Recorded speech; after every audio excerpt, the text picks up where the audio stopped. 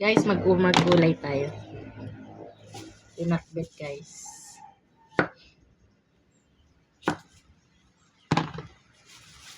Ba yung okra? Hindi maganda.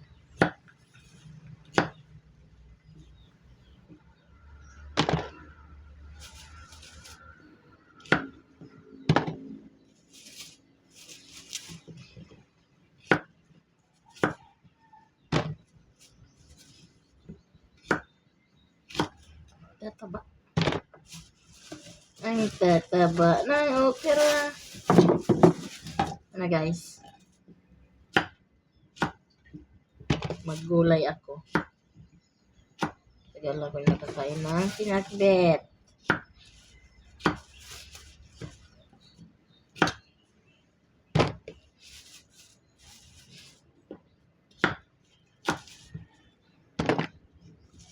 Ang lalaki.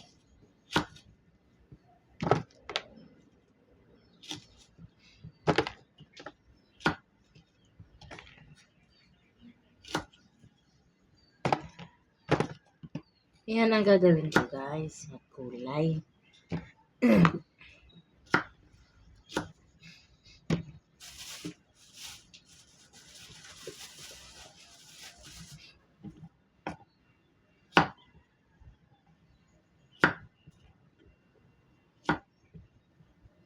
Yan lang. Tapos, may kamuti na din. Ay, kukuha ko pala ako ng talong. Wala palang talong. Kaya na din kaya tayo ng kamuti. Ayun kayo ng kamuti na to guys. Kaninang madaling araw ko ito nilaga. Tapos na ng oras. Ako na nakain. Tinakpan ko na lang. Kinain ko ngayong pag-out ko hapon. Sarap guys.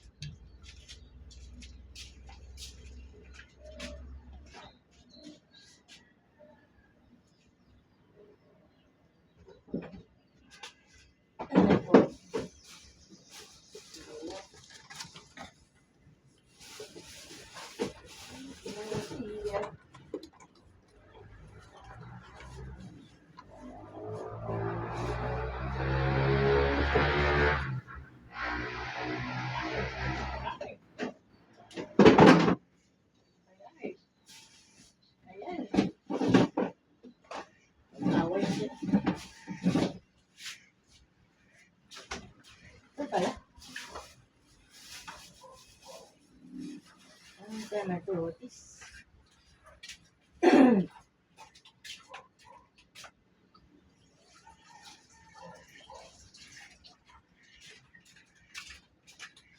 Guys.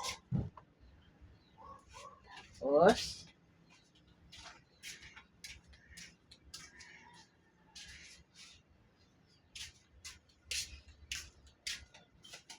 malunggay.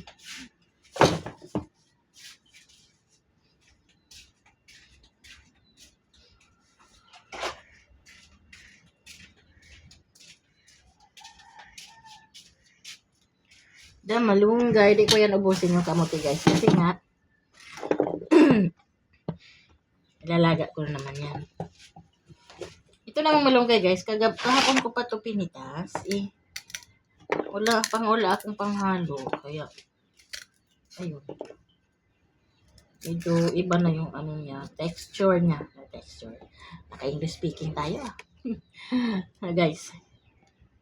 Texture niya guys.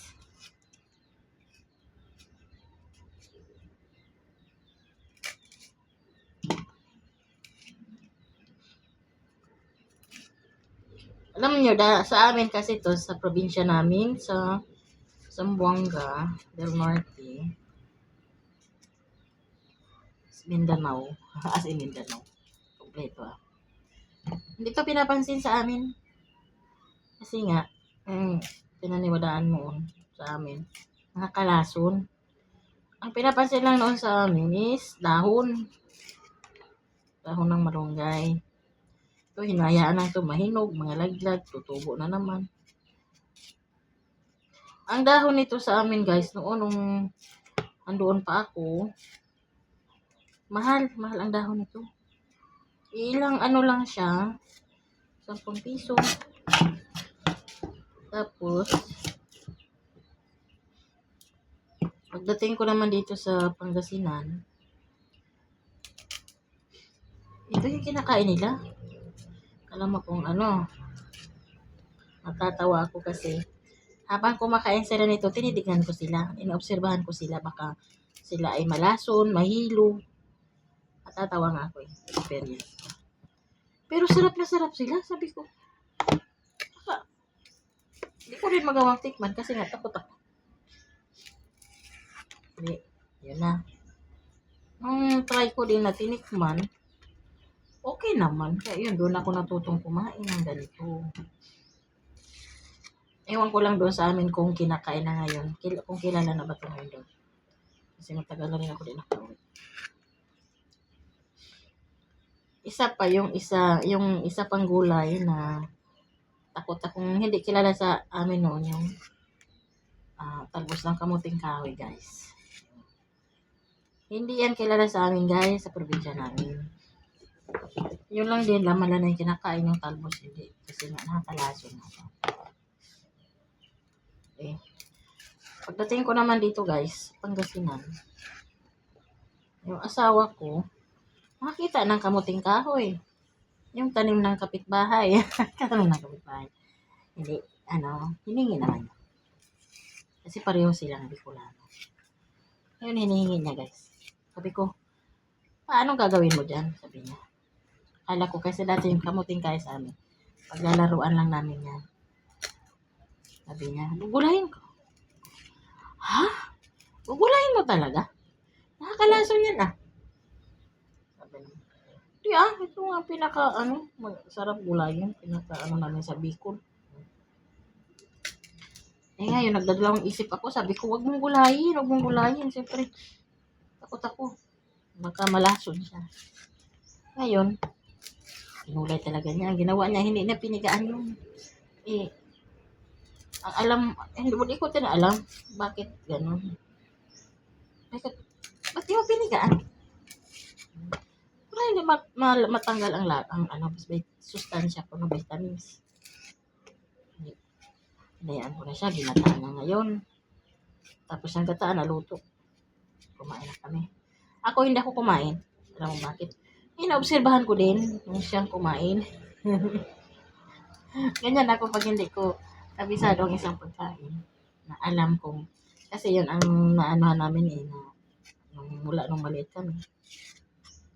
Ang sabi nga, nakakalason. Ayaw ko kasing kumain. Para kung sakaling malason, may tutulong. Inobserbahan ko siya dahil kumain. Tapos pati mga bata, pinakain ako. Wag! Nagagalit ako ay pinakain. Sabi nga, ano ka ba naman? Gulay ko. Basta wag pakain. Malason ka, ikaw lang sabi ko. Wala na. Inobserbahan ko siya. Siguro inabot ng mga isang oras habang tapos na siyang kumain. Busog na busog siya. Sarap na sarap to sa gulay ng kamuting kahoy. Wala na. Iko. Hindi ka nalason. Sabi, ano ka nalason na pagkain yun, gulay yun. Tawang-tawa siya sa akin. Sabi niya, ignorante ka talaga. Ko. Malay ko ba hindi naman kilala sa amin. Sabi ko.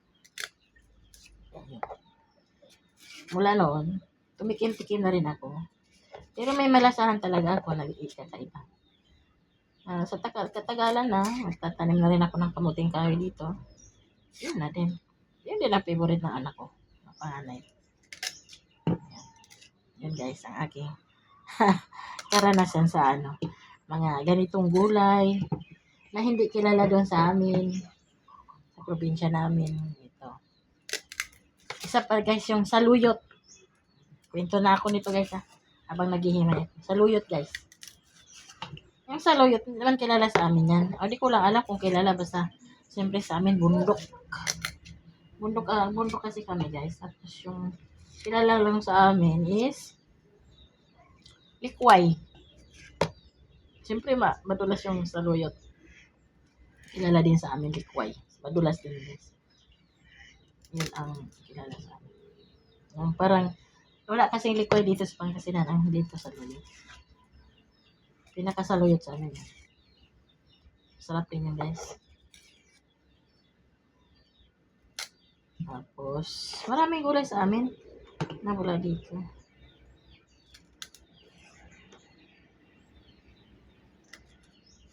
Ayan, guys. Karanasan.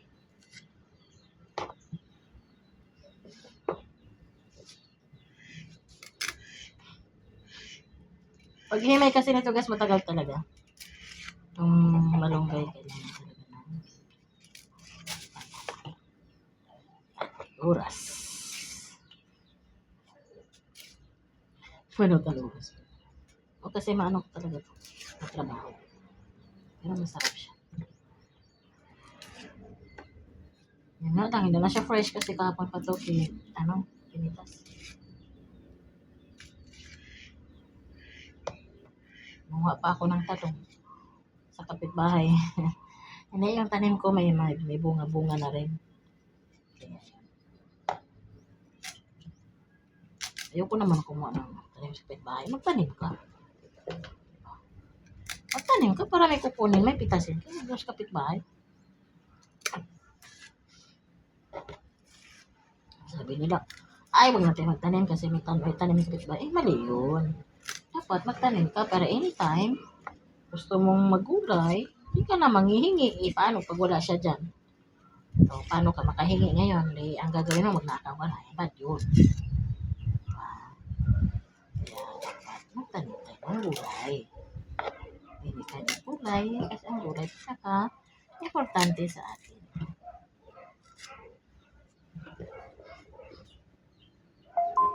Yan ang ganun, guys.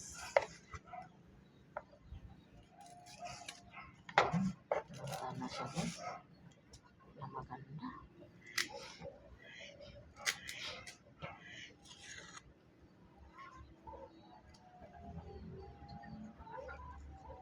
Okay. Kung kasi nilagay sa rep.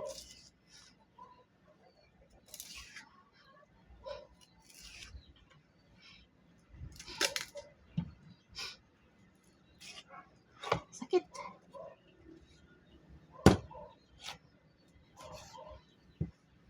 Sakit sa kamay, guys. Okay.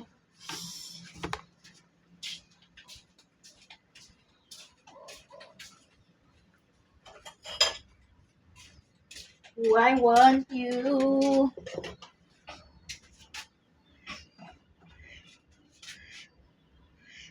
Uuhaw ako.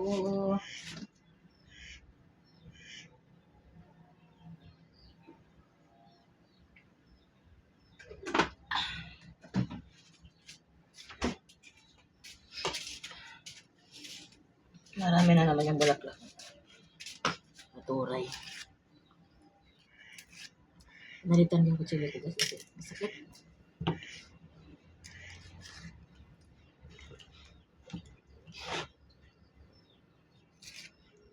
Tapos haluan ko ng konting karne, guys. Kunti lang.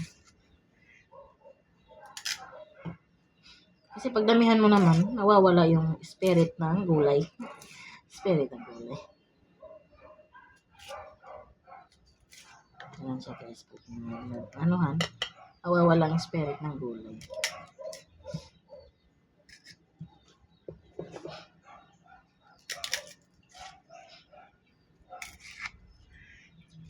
Guys, please subscribe po.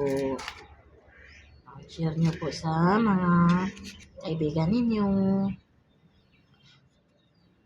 Kung gusto lang. Siyempre, pag hindi naman gusto manood, wala nga naman share. Diba? Scroll lang. Scroll lang. Hindi naman ako namimilit.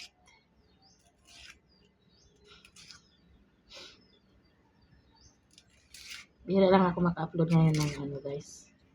Video sa YouTube kasi. Busy kasi, guys. Ayan na. Isang mother.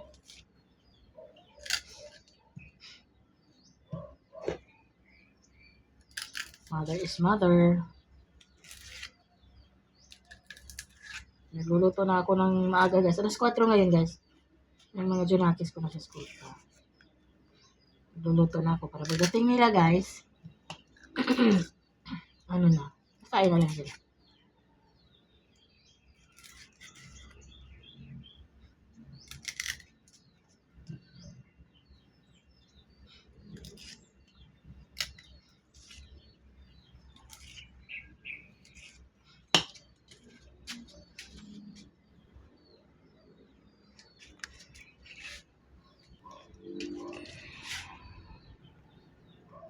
Ayun guys.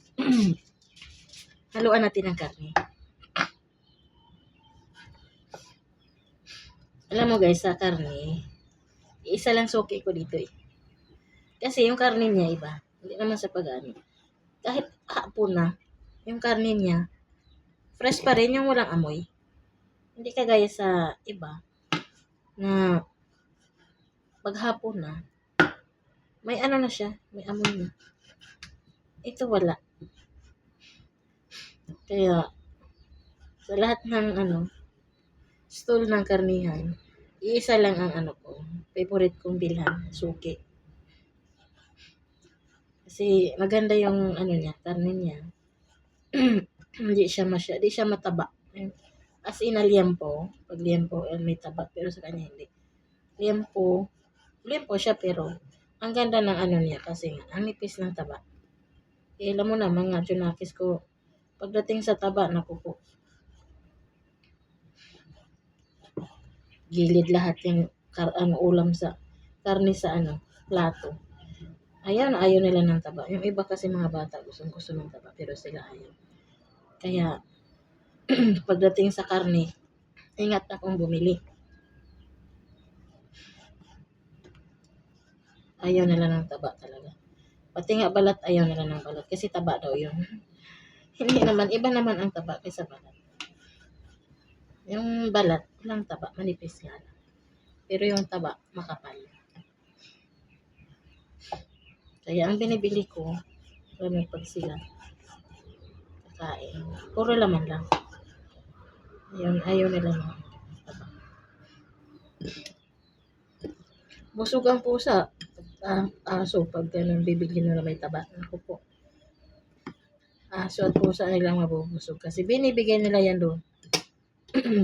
Guys, ihanap natin. Next is Ricardo na naman. Next guys is talong. Guys. Hindi ko nahaluan ng guys, ampalaya kasi nga. Ayaw nila ng ampalaya. Mapait daw. Kaya yun, hindi ko na nilagyan ng ampalaya.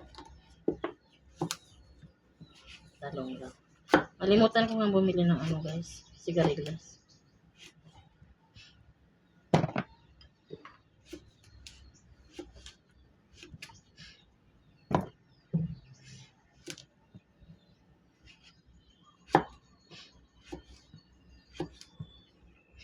Ganun lang siya guys.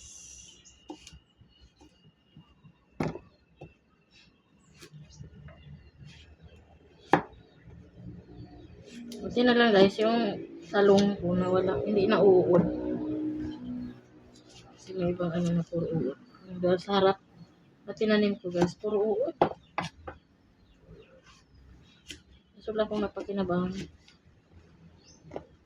Pero yung sa likod, maganda siya.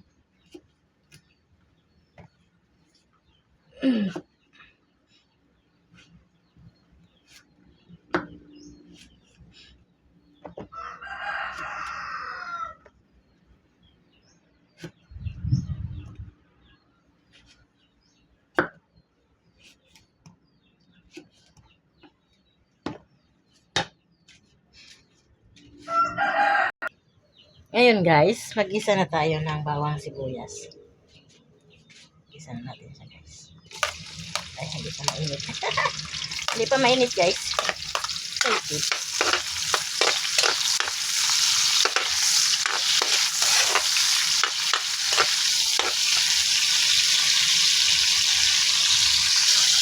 Lagyan na natin yung karne.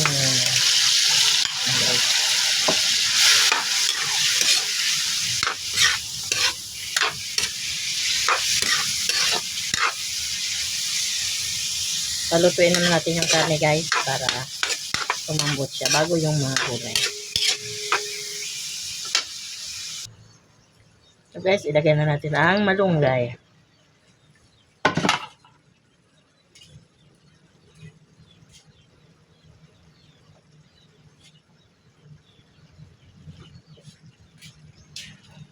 Sunod is kamote. Kasi medyo dito. Wait lang, mahaba-habang time. Oras. Minutes lang pala. Minutes lang naman din to guys. Maluluto lang din. Guys.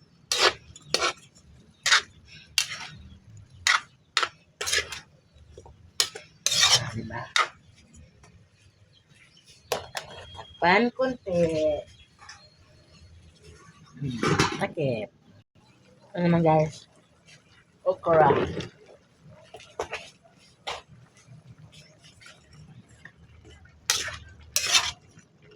Ihuli natin yung talong kasi madali lang yung lumambot.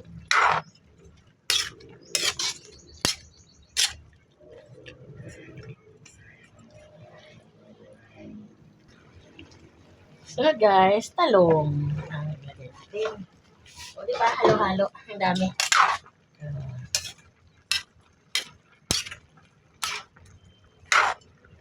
Ang dami nila. Yan ang gulay na hindi siya durog.